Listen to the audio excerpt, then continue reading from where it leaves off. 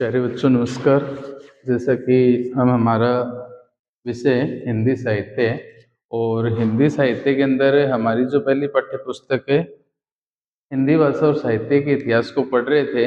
और उनको पढ़ने के साथ साथ हमने जो आदिकाल की जो परिस्थितियां हैं और आदिकाल को वीरगाथा काल किसने कहा, उनकी जो परिस्थितियां हैं, परिस्थितियों के साथ साथ उनकी जो प्रवृत्तियां हैं और उन प्रवृत्तियों के साथ साथ उस समय के जो प्रमुख रचनाकार और उनकी जो रचनाएं उनका हम लोग अध्ययन कर रहे थे।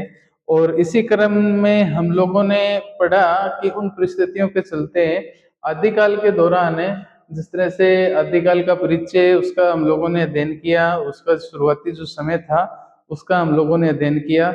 उसके साथ साथ उसकी जो राजनीतिक परिस्थितियां थी, क्योंकि आदिकाल के दौरान जिस तरह से भारत में बाहर से आए हुए जो बाहरी आक्रामकता थे उन्होंने जिस तरह से भारत के अंदर अपना जो साम्राज्य स्थापित किया और उस साम्राज्य स्थापित करने के साथ साथ वहाँ की जो राजनीतिक परिस्थितियां रही, तो उन चीजों का हम लोगों ने अध्ययन किया। उसके साथ साथ धर्म को लेकर के भी एक तरह से धर्म भी एक तरह से क्षत विक्षत हो चुका था। इसी क्रम में जो आगे वाली जो परिस्थितियां हैं उनमें सामाजिक परिस्थितियां, हालांकि सामाजिक परिस्थिति आर्थिक सांस्कृतिक और साहित्यिक फिर जाकर के कहीं इसका निष्कर्ष है। तो उससे पहले हमारा जो आज का जो बिंदु है वो सामाजिक परिस्थितियों को हम लोग जिस तरह से सामाजिक अर्थात समाज, तो कोई भी साहित्यकार और सबसे पहले अपनी रचना करे तो उसमें सामाजिक परिस्थितियां अवश्य रखेगा, क्योंकि उस समय उन दौरान जो समाज तो था, तो समाज के साथ वो जो राज व्यवस्था है और जो राजा और प्रजा के बीच का जो संबंध है और उसके साथ साथ उस संबंध के साथ साथ वहाँ की जो परिस्थितियां उनका जो वर्णन है वो हमें देखने को मिलता है। तो एक तरह से देखा जाए तो सामाजिक परिस्थितियां भी कुछ ठीक ठाक नहीं थी। और ठीक ठाक नहीं रहने के पीछे कारण ये था कि जिस तरह से हिंदू जो शासक थे वो तो पहले से ही एक तरह से ये मान के चलो कि वो आपसी फूट के चलते, आपसी ईर्ष्या द्वेष भावना के चलते और उन लोगों में इतना सामर्थ्य और अपना जो व्यर्थ का युद्ध कौशल है, तो उस खाली दिखावे के लिए, तो ये वो जो चीजें हैं उन चीजों को तो हमने पहले भी पढ़ा और वही चीजें हमें देखने को मिली। तो एक कारण ये भी रहा कि उसमें जो मुगल साम्राज्य कहें या जो बाहरी आक्रामकताओं ने अपना जो साम्राज्य स्थापित किया, तो उन्होंने कहीं ना कहीं उनको एक तरह की पनाह दी। ठीक है, कह सकते हैं कि उनके लिए वो रास्ता है वो सरल कर दिया उन्होंने। तो इसी में देखें तो थोड़ा सा इस पे प्रकाश डालते हैं। तो कहते हैं कि जो सामाजिक परिस्थितियां हैं, सामाजिक परिस्थितियों के चलते जिस तरह से राजनीतिक और जो धार्मिक विषमताएं, उन विषमताओं अ, का ही जो प्रतिबिंब है वो प्रतिबिंब है हमें सामाजिक परिस्थिति में देखने को मिला, प्रतिबिंब ही था। और ये युग अपने आप में अराजकता, अराजकता कहने मतलब एक तरह की अव्यवस्था और अशांति और युद्धों और धर्मांधों का युग था। कहने का मतलब इस युग के दौरान, इस समय के दौरान अनेक प्रकार की अराजकता, जाति पाति, छुआछूत, भेदभाव, ऐसी बहुत सारी कह सकते हैं कि प्रथाएं चल रही थी। ऐसी ऐसी कुछ कुरीतियां थी जिनकी वजह से एक तरह से समाज में अशांति फैली हुई थी। हम लोग इस पे प्रकाश डालेंगे आगे, क्योंकि ये जो युग था वो अपने आप में एक तरह से जैसा बताया ना कि युद्धों का जिस तरह से हमारे हिंदी साहित्य का जो उदय हो रहा था, तो उस दौरान क्या है कि अनेक प्रकार के युद्ध जो प्रसंग थे तो वो हमें देखने को मिले। तो इस एक कारण इसको ऐसा भी मान सकते हैं इसका।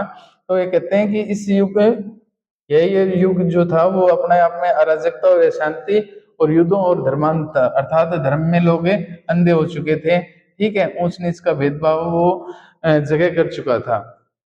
उसमें अनेक विकृतियां देखने को मिल रही थी।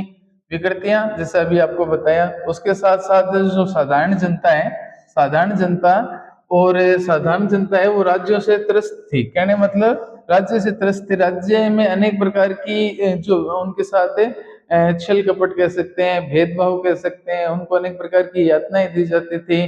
क्योंकि जो उच्च वर्ग के जो लोग थे और या सामंत जो थे या पूंजीपति जो थे वो निम्न वर्ग के लोगों का शोषण किया करते थे, एक तरह से देखा जाए तो शोषण का मतलब ये था कि शुद्ध स्वयं को श्रेष्ठ दिखाना और उनको एक तरह से निम्न समझना और उनके साथ है अनेक प्रकार की जो यातनाएं उनका सामना है वो करना पड़ा। जैसा कि उन्होंने अपनी पंक्ति में अपनी परिभाषा में दिखाई दिया कि राज्य से त्रस्त थी विदेशी आक्रमणकारियों, जो बाहर से आने वाले जो आक्रामकता थे वो तो उनके खेत खलिहानों को, घरों को, ये कह सकते हैं कि यहाँ तक कि उनकी स्त्रियों या बच्चों के साथ भी एक तरह का जो छल कपट है वो किया करते थे।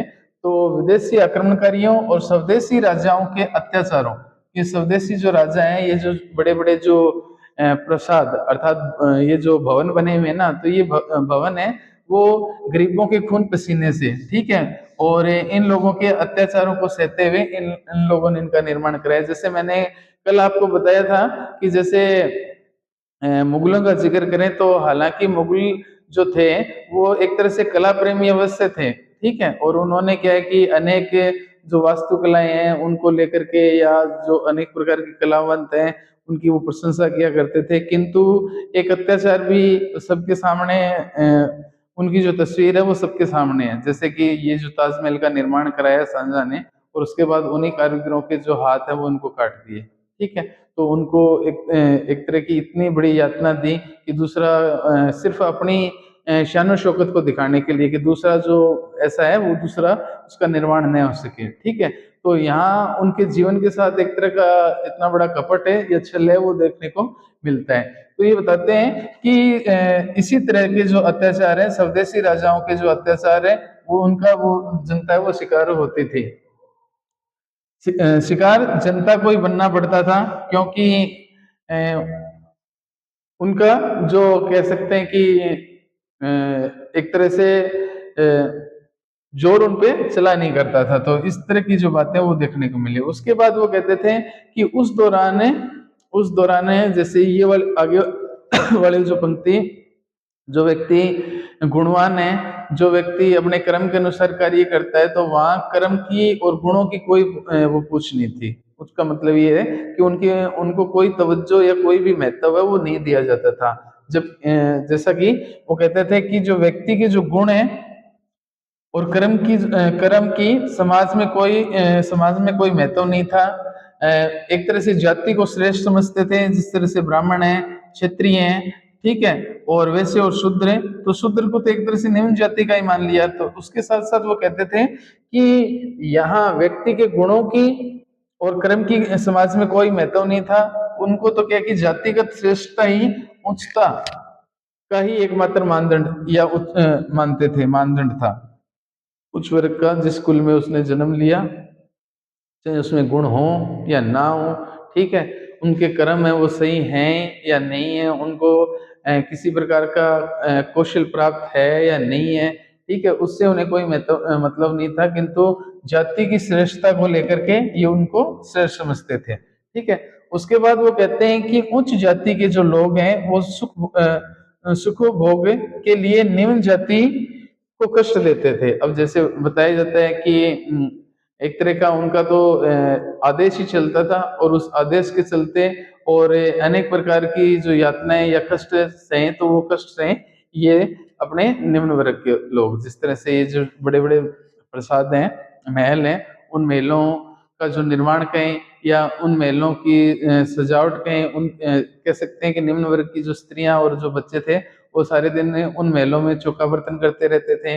उनके जो बच्चे थे वो पशु मवेशियों की, अश्व घोड़ों की गोबर या लीद वगैरह उठाते रहते थे। तो कहने का मतलब ये था कि वो लोग तो शानो शौकत से रहते थे, जबकि उनके साथ एक तरह का अत्याचार है वो देखने को मिला इनकी सामाजिक परिस्थितियों के चलते। आगे फिर वो कहते हैं कि उस दौरान एक चीज और थी जो अपने आप में हिंदू समाज में देखने को मिली कि जो एक बार समाज से बहिष्कृत हो गया, एक बार समाज से बहिष्कृत हो जाने पर फिर हिंदू भावी पीढ़ियों तक वो अपने धर्म में पुनः प्रवेश नहीं कर सकता था। अगर किसी ने किसी के दबाव में आकर के एक तरह से धर्म परिवर्तन कर लिया, या धर्म परिवर्तन कहें या कह सकते हैं किसी के दबाव में आकर के उसने अपनी जाति में फेरबदल कर लिया, तो उसके चलते होता क्या था कि वो लोग अगर एक बार समाज से बहिष्कृत कर दिया गया, जिस तरह से पहले जो था वो समाज से बाहर निकालना है, ठीक है, उनको समाज से वंचित रखना, तो इस तरह की जो चीजें थी वो देखने को मिली। अगर वो कोई एक बार उससे बाहर आ गया तो उसके बाद वो पुनः उसमें उसकी पीढ़ियां ही बीत जाती थी, वो लोग अपनी जाति अपनी बिरादरी का उसको मानते ही नहीं थे। तो एक तरह की कुरीति कहीं इसे। उसके बाद वो कहते थे कि यहाँ के जो सामंत थे, जैसा मैंने आपको बताया कि यहाँ के जो सामंत थे वो अपनी वीरता और उच्चता समाज को नष्ट कर रही थी। उनको एक तरह से ये मान के चलो कि क्योंकि वो अपना व्यर्थ का शौर्य प्रदर्शन कर रहे थे, वे शौर्य प्रदर्शन करते थे, और ये जो चीजें हैं वो एक तरह से समाज में उनके प्रति जो हीन भावना है वो उत्पन्न कर रही थी। हालांकि यहाँ थोड़ी सी अगर दृष्टि डालें तो हम लोग देखते हैं कि यहाँ जो क्षत्रिय रानी जो स्त्रियां थी वो भी आत्म बलिदान के लिए पीछे नहीं थी, किंतु वो चीजें ठीक ठाक थी। किंतु यहाँ देखा जाए तो वहाँ एक प्रकार की कुप्रथा ही कहेंगे हम, या कुप्रथा क्या कहेंगे, कि उस समय जो प्रथा चल रही थी उस प्रथा में क्या कि स्वयंवर प्रथा प्रचलित थी। स्वयंवर अर्थात खुद ही अपने लिए वर या वधू, ठीक है, उसका चयन करें। तो यहाँ स्वयंवर की जो प्रथा थी वो चल रही थी। उसके साथ साथ उस दौरान होता क्या था, क्योंकि उस दौरान ये था कि अगर कोई भी पढ़ने सूत्रों में बनने जा रहा है तो उस दौरान होता क्या था कि वहां जो मांगलिक अवसरों पर भी रक्तपात हो जाते थे। मांगलिक अवसरों पर रक्तपात की बात यह है कि अमुक व्यक्ति, अमुक राजा या अमुक राजकुमार या अमुक सामंत वो आकर के और जिस तरह से अपहरण कर लेना, युद्ध कर लेना, कि अपने शौर्य का प्रदर्शन करना कि ये तो हमारे लिए, या तो इस तरह की जो चीजें थी वो देखने को मिली। तो ये वो कहते हैं कि पढ़ने सूत्रों पढ़ने के मांगलिक अवसरों पर भी इस युग में रक्तपात होना सामान्य सहज बात हो गई थी। और नारी को तो एक तरह से तुच्छ वस्तु के रूप में समझा जाता था, नारी को एक भोग्य समझा जाता था, भोग की वस्तु समझा जाता था। उस दौरान अनेक प्रकार के इन्हीं को लेकर के क्रय विक्रय हैं वो हमें देखने को मिले। और उसके साथ साथ नारी को क्रय विक्रय और अपहरण की जो वस्तु है वो उसे मानी गई है। तो इस तरह से देखें तो सामाजिक स्थिति के चलते और ये जो युग था या ये जो परिस्थितियां थी वो ठीक नहीं थी। उसके साथ साथ उस दौरान राजाओं के अंदर, जैसा मैंने आपको बताया कि अपने आप को श्रेष्ठ साबित करने के लिए राजा लोग बहुविवाह, जो बहुविवाह की एक प्रथा वो चला करती थी। अनेक एक राजा के अनेक रानियां या दासियों का तो एक तरह से मेला सा ही लगा रहता था। अनेक रानियां हुआ करती थी और दासियों का तो मेला सा लगा रहता था। तो ये अपने आप में समाज के लिए ठीक ठाक नहीं था। तो इसकी खातिर वो कहते हैं कि उत्तर भारतीय जो समाज है, उत्तर भारत के अंदर जिस तरह से अपना क्षेत्र, उसमें अनेक प्रकार की कुरीतियां, अंधविश्वास, पाखंड और जो कह सकते हैं कि पाखंड की जो स्थितियां हैं वो स्थितियों से वो परिपूर्ण था। अब पाखंड की स्थितियों को देखें तो समाज के अंदर है। अब एक तरह से देखा जाए तो ये जो लोग हैं बहुविवाह की जो प्रथा है, ठीक है, नारी के प्रति कोई सम्मान नहीं है, धर्म को लेकर के, स्वयं की श्रेष्ठता को लेकर के, जातिगत श्रेष्ठता को लेकर के, अनेक प्रकार के अत्याचारों को लेकर के। तो यहाँ इनके साथ साथ ये बताया गया कि सामाजिक परिस्थिति के चलते शिक्षा का अभाव था। कारण क्या था इसका? इसका कारण ये था कि उस समय क्या है कि शिक्षा का अभाव था। हालांकि शिक्षा वगैरह दी जाती थी, जो शिक्षा दी जाती थी वो सिर्फ जो उच्च वर्ग के जो लोग थे, राजकुमार या सामंतों के पुत्र थे या कह सकते हैं, उनको जो शिक्षा दी जाती थी, अस्त्र शस्त्र विद्या दी जाती थी, कूटनीति से संबंधित दी जाती थी, ठीक है, एक कुशल योद्धा और एक शासक, एक राजा के लिए जो शिक्षा अनिवार्य होती थी वो दी जाती थी। किंतु यहाँ वो कहते हैं कि आम सामान्य जन के लिए शिक्षा का अभाव, शिक्षा के अभाव में सामान्य जन शास्त्र ज्ञान से वंचित थे, ठीक है, उनको इन चीजों का ज्ञान नहीं था। कारण क्या था? फलते उनमें अंधविश्वास, और अंधविश्वास से उनमें घर कर चुका था। और अंधविश्वास घर करने के साथ साथ जिस तरह से कल हम लोग धर्म के बारे में पढ़ रहे थे, तो धर्म के अंदर ये जो साधु संत महात्मा ऋषि मुनि जो थे, उन ऋषि मुनियों ने भी एक तरह से उस समय की जो भोली भाली जनता थी, उस जनता के अंदर है एक तरह से जो श्राप और वरदान वाली, जिस तरह से कमंडल से जल दिया और किसी को श्राप दे दिया, किसी को वरदान दे दिया, ठीक है। तो इस तरह का जो अंधविश्वास था वो उस समय की जनता में घर कर चुका था। यहाँ तक कहें कि बड़ी बड़ी जो महामारियां हैं, उन महामारियों को लेकर के और जो पूजा पाठ तप तप त्याग अनुष्ठान वगैरह जो थे, पूजा पाठ कर्म कांड वगैरह जो थे, तो उन कर्म कांड या अकाल जो था, तो उससे मुक्ति पाने के लिए वो लोग इन साधु संतों के आर इधर इधर उधर या आगे पीछे डोलते रहते थे, या कह सकते हैं कि उन्हीं से उनका निवारण निकालने की कोशिश करते थे। कारण ये था कि शिक्षा का अभाव था, ठीक है, अंधविश्वास का बोलबाला था, और इसी को लेकर के सामाजिक परिस्थितियां वो देखने को मिली। अब उसमें कहते थे कि हालांकि थोड़ी बहुत, जैसा मैंने आपको बताया कि जो हमारे जिस तरह से पश्चिम के गलियारे से जिस तरह से बाहर से आक्रामकता आ रहे थे, उस दौरान जो पश्चिम में एक ब्राह्मण राजा, उन्होंने उनसे लोहा लिया। उसके पश्चात वो उनसे अगर पराजय हो गए तो उन्होंने क्या है कि जल करके आत्मसर्ग कर लिया, और चालुक्य की जो सेना है उन्होंने उनकी जीत विजय की मस्त में उनको पराजित किया। तो ये चीजें हमें देखने को मिली। तो थोड़ा सा देखें तो राजपूत जो सामंतों हैं उनमें भी शूरता, स्वामी भक्ति, शूरवीरता और स्वामी भक्ति और कर्तव्य एवं सत्य निष्ठा जैसे जो सद्गुण है वो देखने को मिले।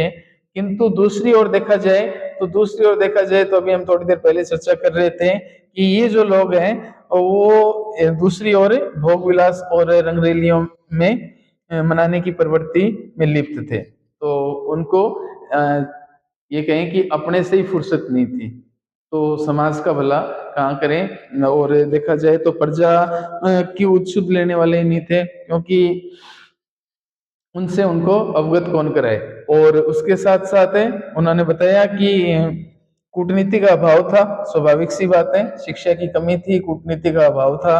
उसके साथ साथ तर्क शास्त्र, व्याकरण और साहित्य आदि की शिक्षा उन्हें जरूर दी जाती थी, किंतु ये जो चीजें हैं उन चीजों से देखें तो यहाँ सामाजिक परिस्थिति के चलते अनेक प्रकार की अराजकता, अशांति, धर्मांधता, विकृतियां, साधारण जो जनता है वो अपने ही राजाओं से परेशान है, उनके अत्याचारों से परेशान। तो इन चीजों को लेकर के और सामाजिक परिस्थिति का जो वर्णन है वो हम लोगों को पढ़ने को मिलता है।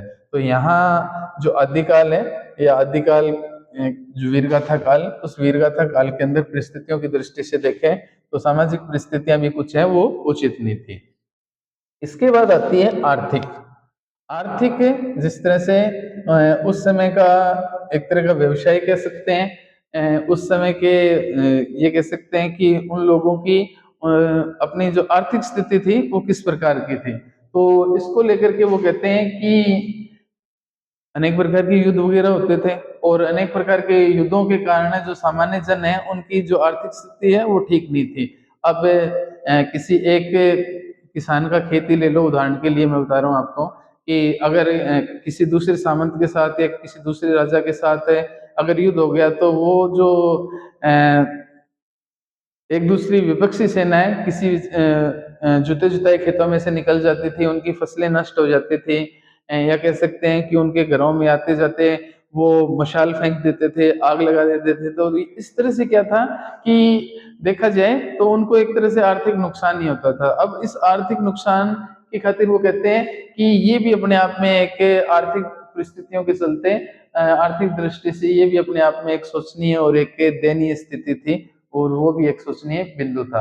अब आज भी और प्राचीन समय में भी जो लोगों के व्यवसाय का स्रोत था या व्यवसाय था, वो व्यवसाय अपने आप में एक तरह से, जिस तरह भारत में आज भी ये मान के चलो कि आप 60% जो जनसंख्या है वो अपनी कृषि पर निर्भर है, और कृषि खेती पर निर्भर है और खेती में से ही अपनी आजीविका, अपना जीवन यापन करती है। तो प्राचीन समय में भी ऐसा होता था और प्राचीन समय में ऐसा होने के साथ साथ उन्हीं खेतों को अगर वो जो शत्रु सेना कहें या खुद की सेना कहें, वो अगर उसको इस तरह से खंडित कर दे तो वो अपने आप में एक दयनीय स्थिति हुआ करती थी। तो यहाँ इन परिस्थितियों के चलते, आर्थिक परिस्थितियों में वो कहते हैं कि युद्धों के कारण जन सामान्य की आर्थिक दशा अत्यंत शोचनीय व दयनीय थी। कृषि और व्यापार दोनों ही क्षेत्रों पर अस्थिरता और अव्यवस्था थी देखने को मिली। धन धान्य की कमी थी। कहने का मतलब कभी तो अकाल की वजह से समय पर बारिश न होना, कभी अतिवृष्टि, बारिश का ज्यादा हो जाना, और कभी इस तरह के जो युद्ध वगैरह थे या लगान वगैरह कुछ अधिक मात्रा में ले लेना, तो उनको लेकर के भी इनकी जो स्थिति है, परिस्थितियां वो ठीक नहीं थी। अब वो कहते हैं कि तत्कालीन समाज अर्थात तो उस समय का जो समाज है वो दो वर्गों में विभाजित था। अब दो वर्गों में एक तरफ तो उच्च वर्ग के जो लोग हैं या सामंत हैं या पूंजीपति जो लोग हैं, और दूसरे जो थे वो निम्न वर्ग के लोग हैं या धनिक, निम्न वर्ग के लोग या सामान्य जन, ठीक है, और या शोषक। एक तरह से एक तरफ शोषित, एक तरफ शोषक, कहने का मतलब एक शोषण का शिकार हो रहे थे और दूसरा शोषण उनका कर रहे थे। तो यहाँ ये जो परिस्थितियां देखें तो उन परिस्थितियों के चलते ये जो दोनों दो वर्गों में विभक्त था, एक उच्च वर्ग शासक और दूसरा जो था वो निम्न वर्ग और सामान्य जन या शोषित वर्ग था। तो इस वर्ग के जो लोग थे वो बेचारे एक तरह से जातियों का शिकार हो ही रहे थे, और उन्हें ये कहें कि अ, शारीरिक रूप से, मानसिक रूप से और आर्थिक रूप से अनेक प्रकार की पीड़ाओं का सामना करना पड़ा। तो यहाँ हम लोगों ने पढ़ा कि आदिकाल की जो परिस्थितियां थी, उन परिस्थितियों के अंदर राजनीतिक परिस्थितियां पढ़ी हम लोगों ने, आर्थिक पढ़ी, सामाजिक पढ़ी, माफ करना, धार्मिक पढ़ी, सामाजिक पढ़ी और आर्थिक पढ़ी, ठीक है। राजनीतिक पर दृष्टि डालें तो भी कुछ सही नहीं, धर्म को लेकर के अनेक प्रकार का अंधविश्वास और पाखंड, ठीक है, वो फैला हुआ है। उसके बाद सामाजिक परिस्थितियों में नजर डालें तो अनेक प्रकार की अराजकता, अशांति फैली हुई है, अनेक प्रकार की विकृतियां फैली हुई है।